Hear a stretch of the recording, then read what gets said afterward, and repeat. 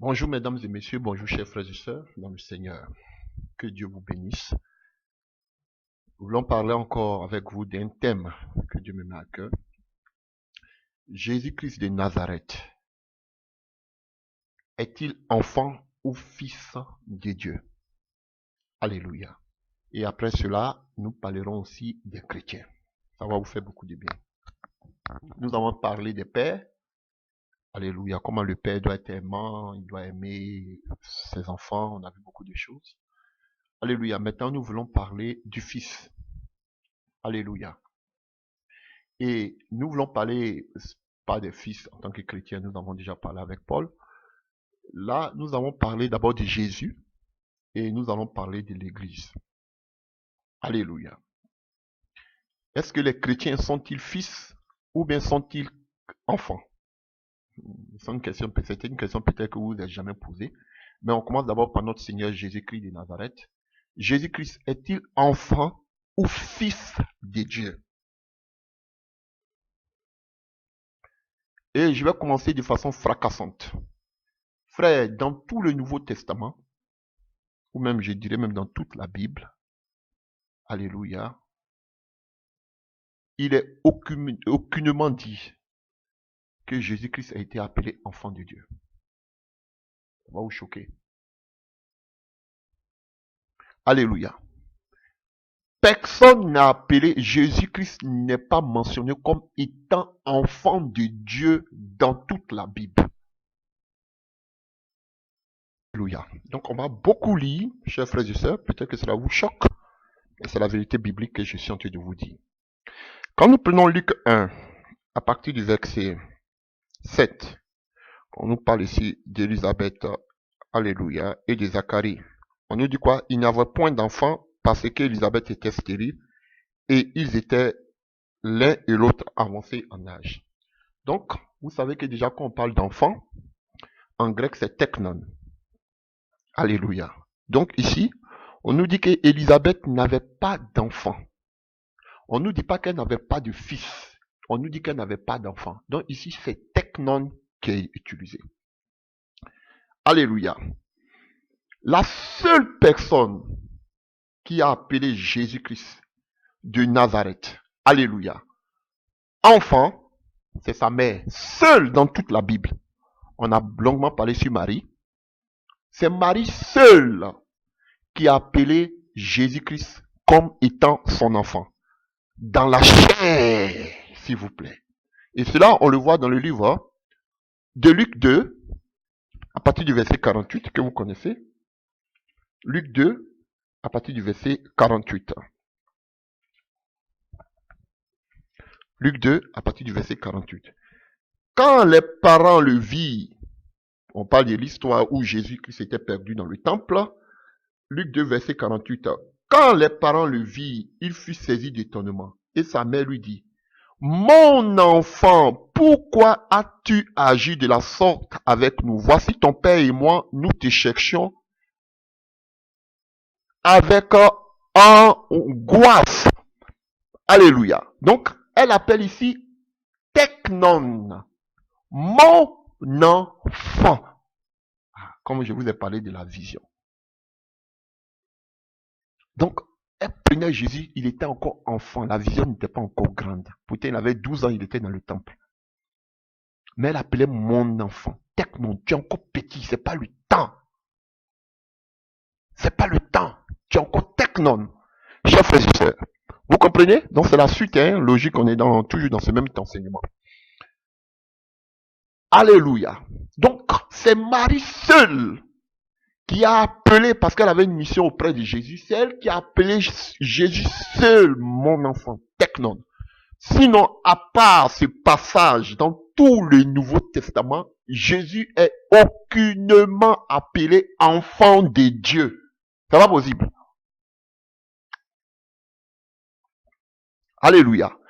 Partout dans le Nouveau Testament, on appelle Jésus-Christ le Fils de Dieu et non l'enfant de Dieu. Aucun passage dans le Nouveau Testament appelle Jésus-Christ enfant de Dieu. Vous avez vu, elle a dit mon enfant. Elle n'a pas parlé de enfant de Dieu. Non, elle dit mon enfant, simplement teknon. Alléluia. Mais quand on parle d'enfants de Dieu, on parle des technothéou, comme je vous ai parlé des théos, ou bien généralement pour parler des chrétiens, on parle toujours des technathéou. Techna, c'est le pluriel. Technathéou, les croyants. Alléluia. Mais ici, c'est seulement technon, parce qu'elle dit mon enfant. Elle n'a pas dit enfant de Dieu. Personne n'est appelé Jésus-Christ dans le Nouveau Testament, dans toute la Bible, comme étant enfant de Dieu.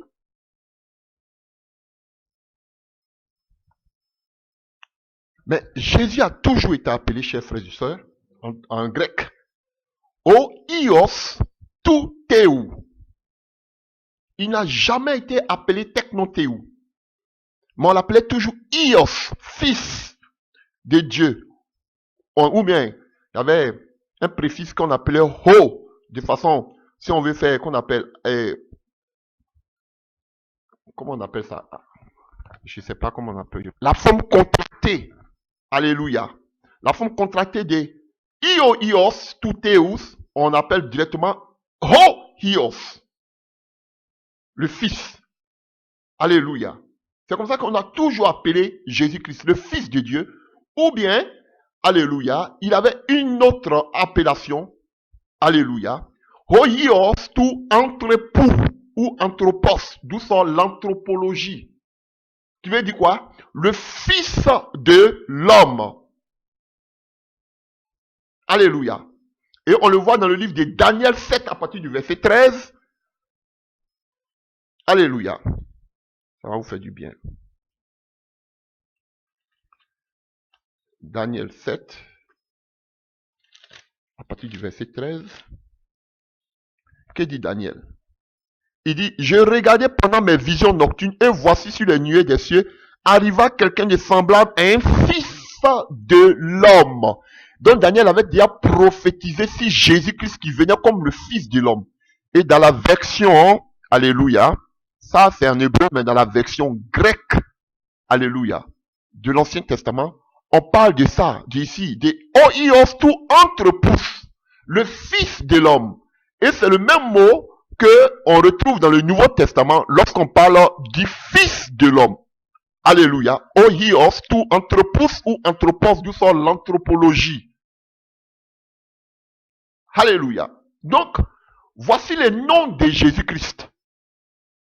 Io, alléluia, Oio, Théou, enfant de Dieu, fils de Dieu, mais il n'a jamais été, il a toujours appelé, alléluia, Ios, Théou, fils de Dieu, Ios, alléluia, Ios, H-Y-I-O-S, et puis Théou, qui sort de, alléluia, Théos, comme on a déjà en parlé tout à l'heure, chers frères et sœurs. Lorsqu'on parlait tout à l'heure du nom de Jésus, du nom de Dieu, l'origine du nom de Dieu. Alléluia. Donc vous voyez, on a parlé de Théos, qui sort de la version grecque de la Septante. Alléluia.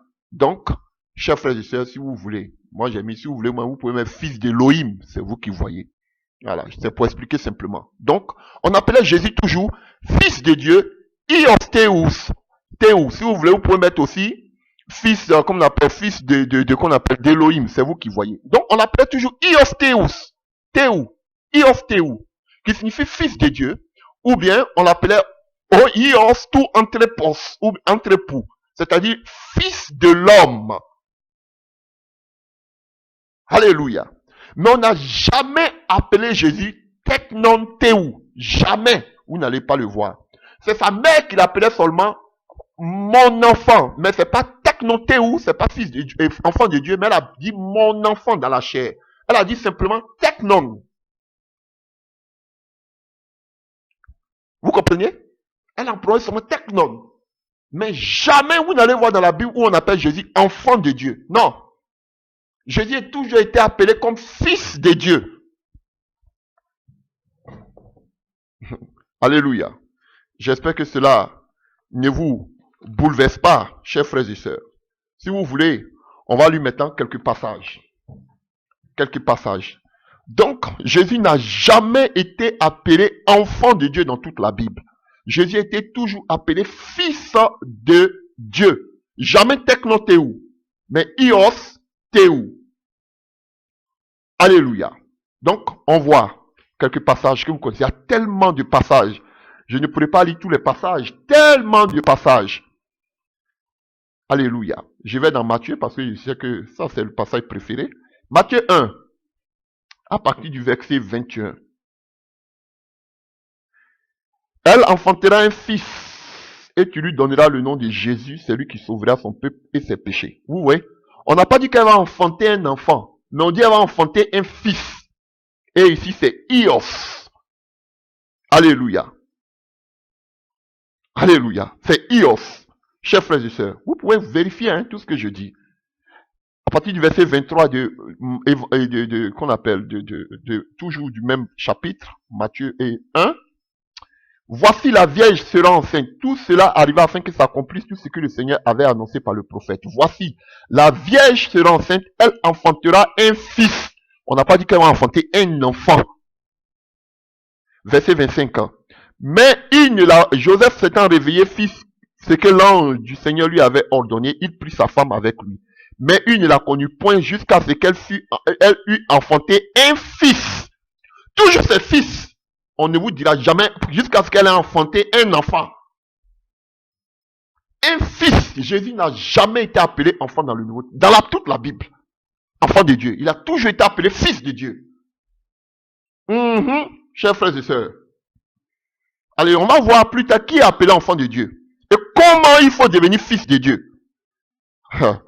Alléluia.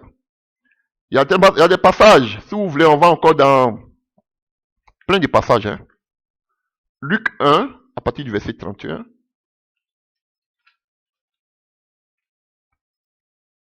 Et voici, tu deviendras enceinte et tu enfanteras un fils et tu lui donneras le nom de Jésus. Un fils. 2, verset 7.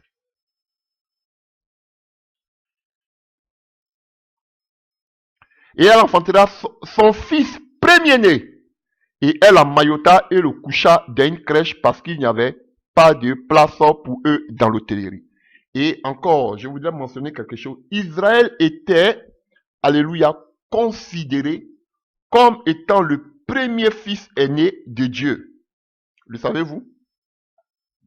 On nous dit que Marie a enfanté son premier fils, son premier-né. Alléluia. Donc, prenons Exode 2, à partir du verset 22. Tu diras à Pharaon, ainsi parle l'Éternel, Israël est mon fils, mon premier-né. Alors qu'on nous dit que Marie enfanta son fils, son premier-né. Mais ici, dans l'Ancien Testament, dans Exode, on nous dit que Israël était considéré comme le fils, le premier-né dit de Dieu. Parce que Dieu se considérait comme étant le père d'Israël. Et vous voyez cela dans le livre de Jérémie 31, à partir du verset 9. Ils viennent en pleurant et je les conduis au milieu de leurs supplications. Je les mène vers les torrents d'eau par un chemin uni où ils ne chancellent pas. Car je suis un père pour Israël.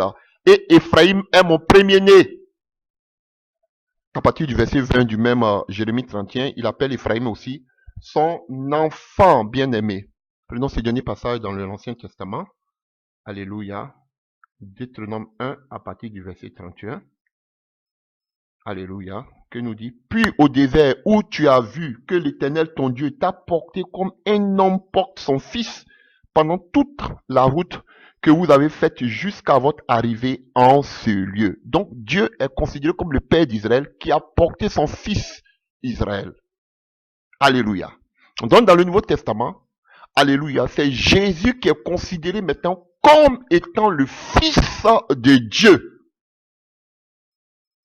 Jésus maintenant est considéré comme étant le Fils de Dieu à la place d'Israël.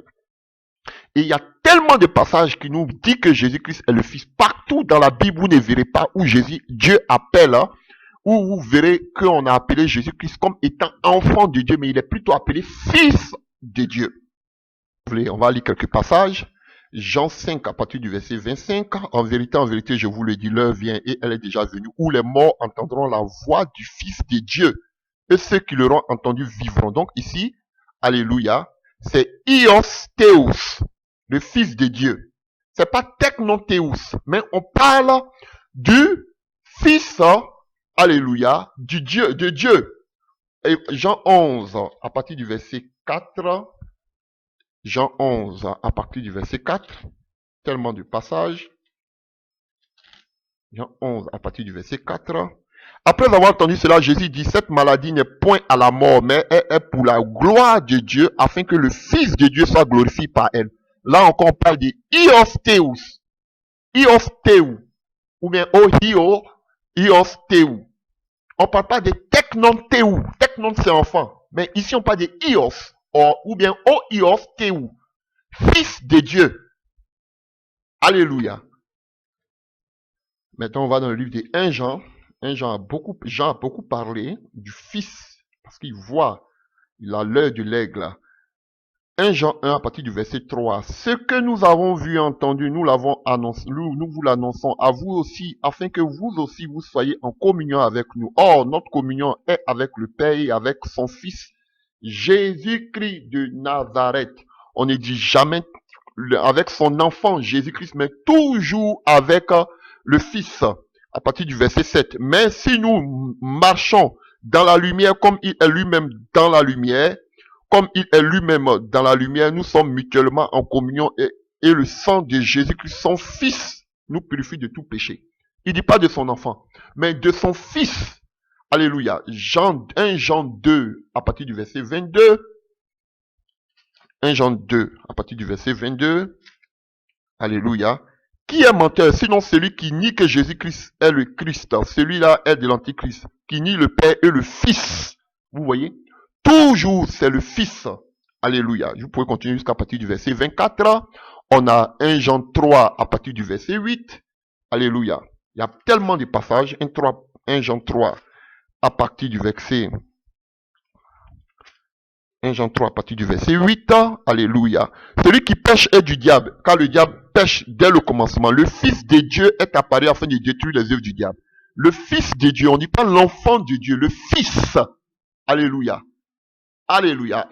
Et donc, quand vous allez prendre aussi la prophétie d'Ésaïe, à 9 là-bas, verset 5 là-bas, on va vous dire qu'un fils nous est donné.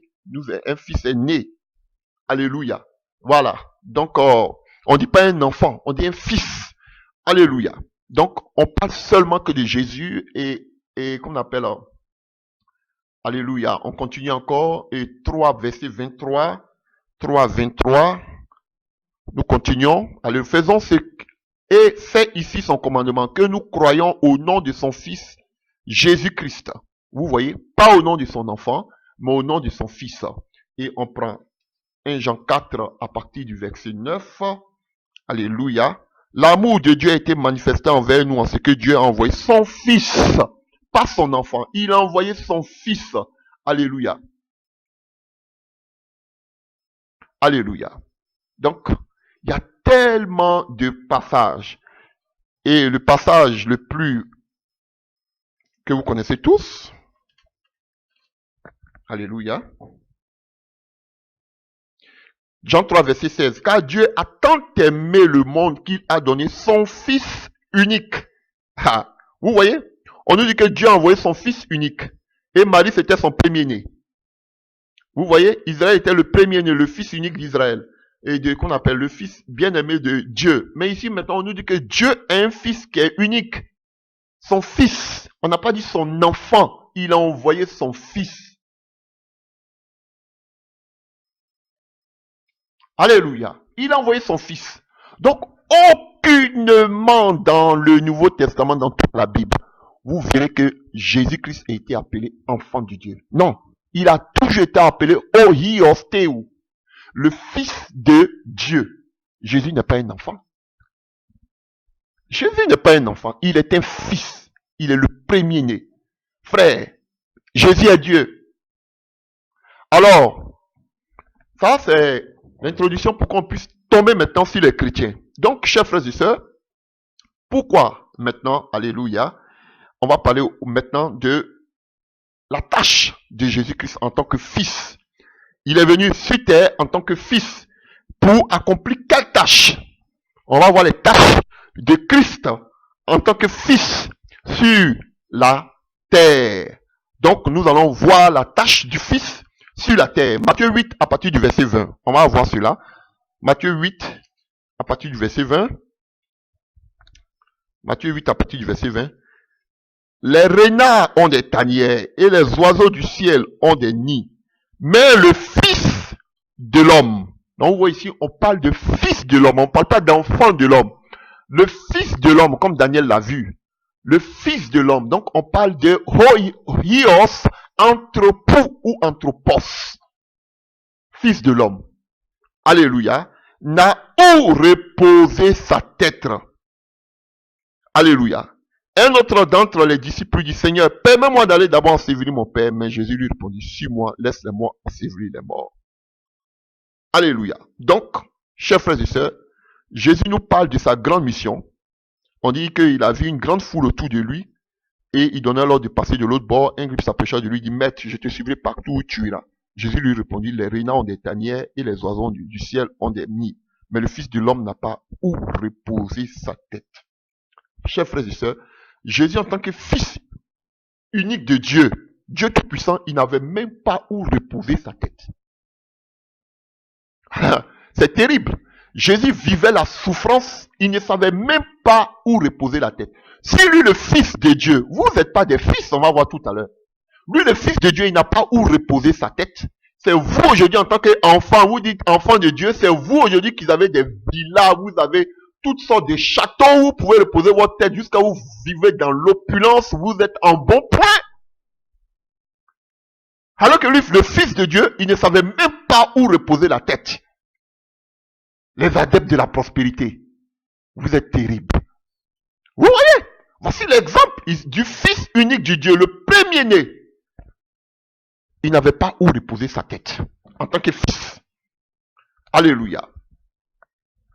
Alors que nous savons que le Fils, c'est à lui qu'on donne toutes les responsabilités, c'est à lui qu'on donne toutes les honneurs, c'est à lui qu'on donne l'héritage. Et nous allons le voir.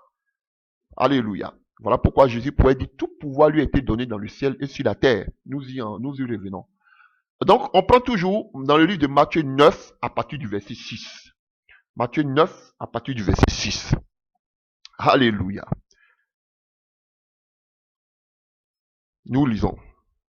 Car lequel est le plus aisé de dire tes péchés sont pardonnés ou de dire lève-toi et marche. Or, afin que vous sachiez que le Fils de l'homme sur la terre, le pouvoir de pardonner les péchés. Lève-toi, dit-il au paralytique, prends ton lit et va dans ta maison. Il s'éleva et s'en alla dans la maison. Donc, chers frères et sœurs, Jésus est venu. Alléluia. Je m'avais encore un peu plus loin. Jésus était monté dans une barque, traversa la mer et alla dans sa ville. Et voici, on lui amena un paralytique couché sur un lit.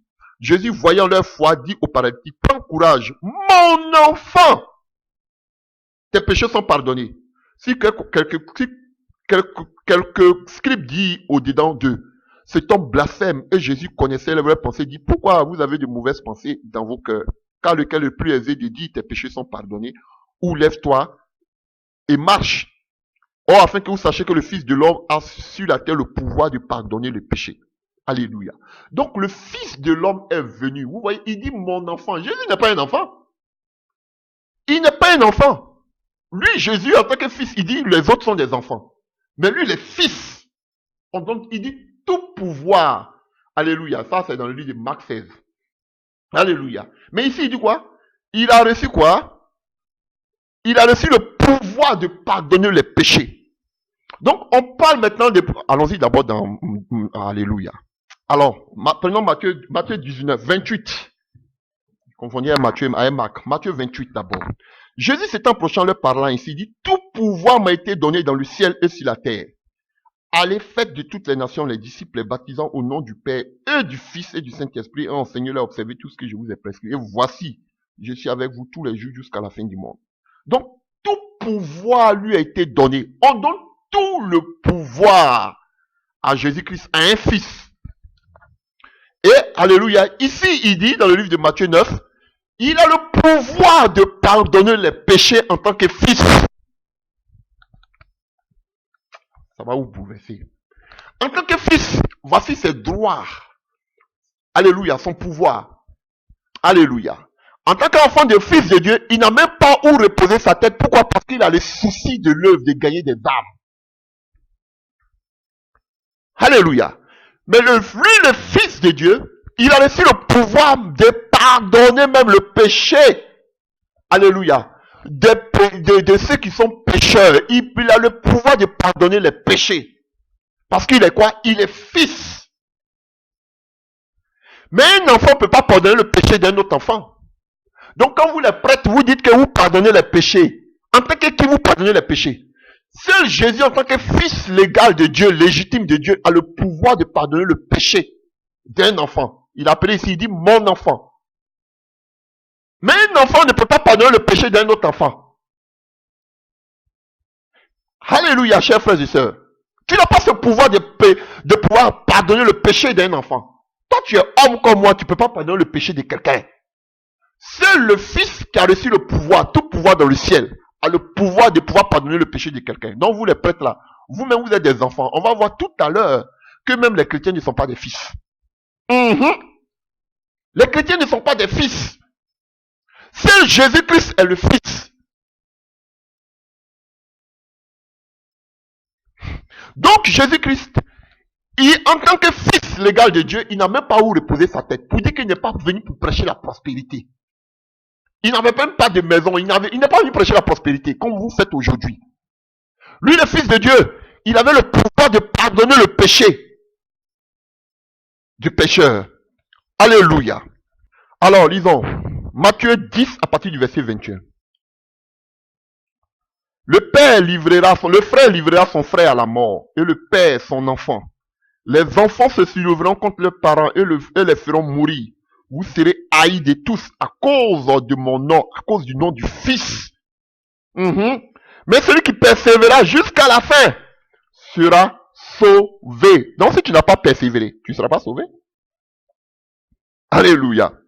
Quand on vous persécutera dans une ville, fuyez dans une autre.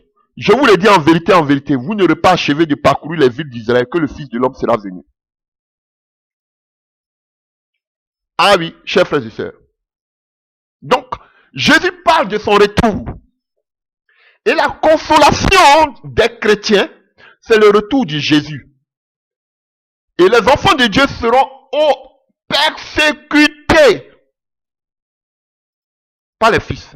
Mais la seule consolation des chrétiens, c'est le retour du Fils. Le Fils sera de retour.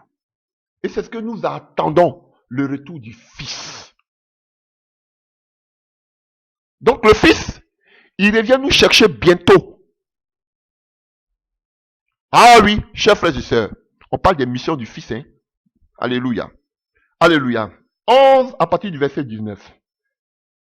Car Jean est venu, ne mangeant ni ne buvant, et ils disent, il a un démon. Le Fils de l'homme, Ios entrepousse, est venu mangeant et buvant, ils disent, c'est un mangeur et un buveur, un ami des publicains et des gens de mauvaise vie, mais la sagesse a été justifiée par ses enfants. Alléluia. Alors il s'est mis à faire des reproches aux vies dans lesquelles il avait eu lieu la plupart des miracles parce qu'elles n'étaient pas repenties. Alléluia. Donc Jésus-Christ de Nazareth, lui le Fils de l'homme, il était ami, alléluia, des gens de mauvaise vie. Ah oui. Voilà pourquoi Luc représente Jésus comme étant l'ami des gens de mauvaise vie. Les publicains, les gens de mauvaise vie. Il était ami, il n'était pas ami des rois, ni des grands, ni des riches. Il était ami des dépourvus, de ceux qui n'avaient pas, qui n'avaient rien. Regardez, mais tout son entourage, c'était des pêcheurs de poissons. Alléluia. C'est avec ceux-là, attention. Mais c'est avec des personnes qui avaient eu de mauvaises vies dans le passé, en contact avec Jésus, qui changeaient radicalement de vie. Parce que je connais ces gens, ils sont tellement rusés, ils vont dire, vous avez vu, même Jésus marchait les gens de mauvaise vie. Mais les gens de mauvaise vie ont abandonné leur mauvaise vie. Vous dites, vous prêchez la sanctification, vous marchez avec des homosexuels, vous marchez avec des francs-maçons, vous marchez avec toutes sortes de crabes qui ne changent pas, au contraire, ils vont de mal en pire. C'est pas de cela qu'on parle ici. Tous ceux qui étaient en contact avec Jésus ont changé de vie. Mais vous dites, vous prêchez la sanctification, mais tous ceux qui sont autour de vous vont de mal en pire. Et vous êtes avec eux. C'est que vous êtes dedans. Alors, 12, à partir du verset 7. Si vous saviez ce que signifie je prends plaisir à la miséricorde et non au sacrifice, vous n'aurez pas condamné les innocents, car le Fils de l'homme est maître du sabbat. Étant parti de là, Jésus entra dans la synagogue et voici, il y avait un homme qui avait la main sèche et il demanda à Jésus s'il était permis de faire une guérison le jour du sabbat. Alléluia. C'était enfin de pouvoir l'accuser. Alléluia. Vous voyez? Donc, Jésus-Christ, même le jour du sabbat, parce qu'il est le maître du sabbat, le Fils de l'homme est maître du sabbat. Les sacrifices, il n'est pas dedans. Comme beaucoup aujourd'hui, vous faites beaucoup de sacrifices, les temples. Alléluia. Et il avait le pouvoir le jour du sabbat de guérir quelqu'un. Voici la mission du Fils. Il est venu renverser toutes les lois, tous les fondements judaïques. Et il est venu instaurer la restauration en guérissant les malades, même le jour du sabbat. Alléluia. Alléluia. Et Jésus nous parle de quelque chose encore. Quiconque, allons-y au verset 31, toujours dans le même chapitre de Matthieu 12, c'est pourquoi je vous dis, tout péché et tout blasphème sera pardonné aux hommes. Mais le blasphème contre le Saint-Esprit ne sera point pardonné. Quiconque parlera contre le Fils de l'homme, il lui sera pardonné. Mais quiconque parlera contre le Saint-Esprit, il ne lui sera jamais pardonné. Ni dans ce siècle, ni dans le siècle à venir. Alléluia.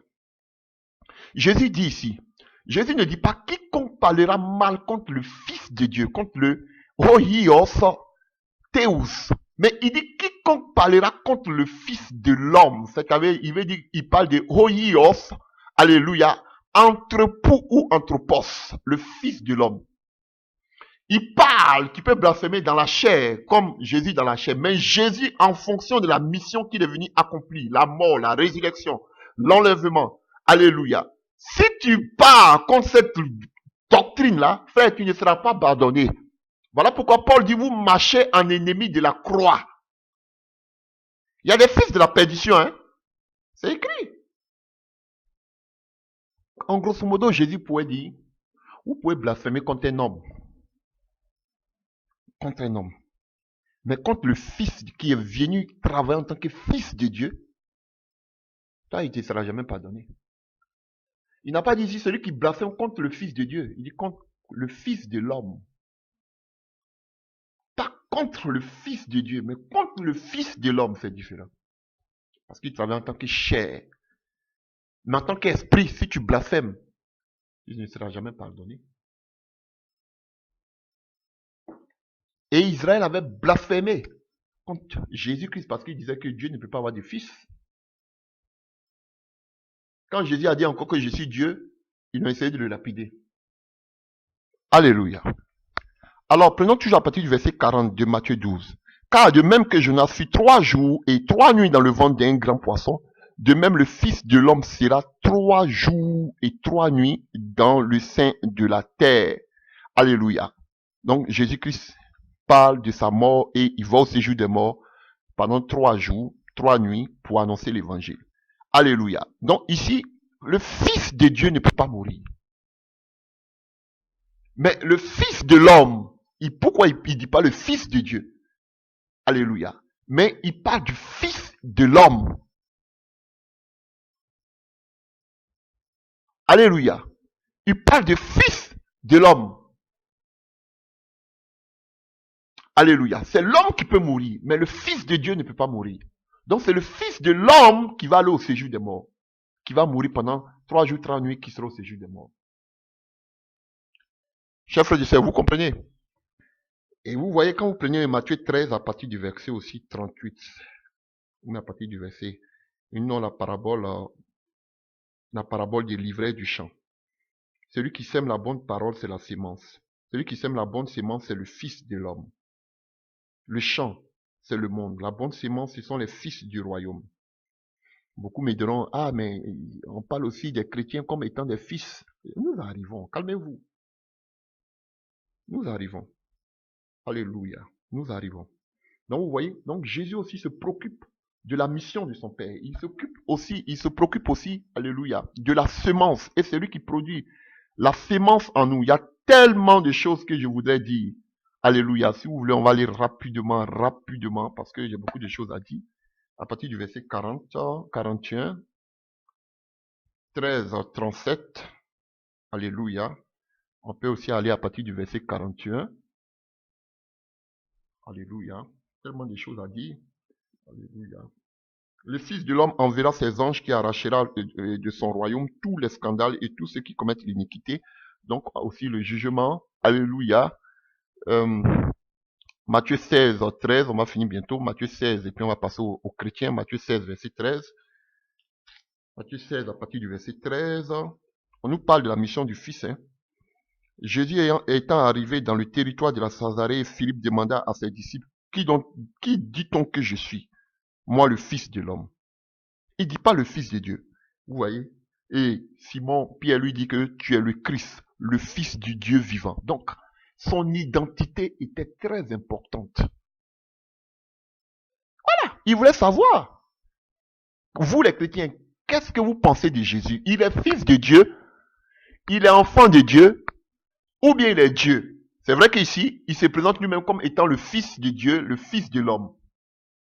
Alléluia. Mais vous, en tant que les chrétiens, Jésus, qui il est pour vous? Alléluia. Donc, j'étais dans Matthieu 16. Alléluia. À partir du verset 13. Matthieu 13 aussi à partir du verset 27. Matthieu 16, pardon. À partir du verset 27.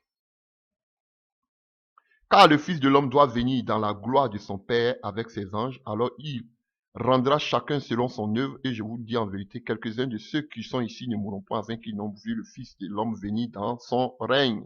Chers frères et sœurs, donc il nous parle aussi du retour. Vous voyez, le Fils, il nous parle de son retour, et nous allons finir par Matthieu 17 à partir du verset 9. Comme il descendait de la montagne, Jésus leur donna cet ordre, ne parlez de personne de cette vision jusqu'à ce que le Fils de l'homme soit ressuscité des morts. Il parle aussi de sa résurrection. Alléluia. 17, verset 9, 17, verset 12, 17, verset 12. Mais je vous dis qu'Élie est déjà venu, qu'ils ne l'ont point reconnu et qu'ils l'ont traité comme il voulait. De même, le Fils de l'homme souffrira de leur part. Alléluia. Jésus aussi a souffert. Alléluia. La souffrance, le Fils de l'homme a souffert aussi. Chers frères et sœurs, et par le verset 22, pendant qu'il parcourait la Galilée, Jésus leur dit, le Fils de l'homme doit être livré entre les mains des hommes et ils le feront mourir et le troisième jour, il va ressusciter et il ressuscitera, il fut profondément attristé. Donc Jésus parle de sa mort et de sa résurrection. C'est là que se termine, chers frères et sœurs, la mission de Jésus-Christ en tant que Fils de Dieu sur terre. Mourir et ressusciter. Donc tout était englobé dedans. Alléluia, chers frères et sœurs.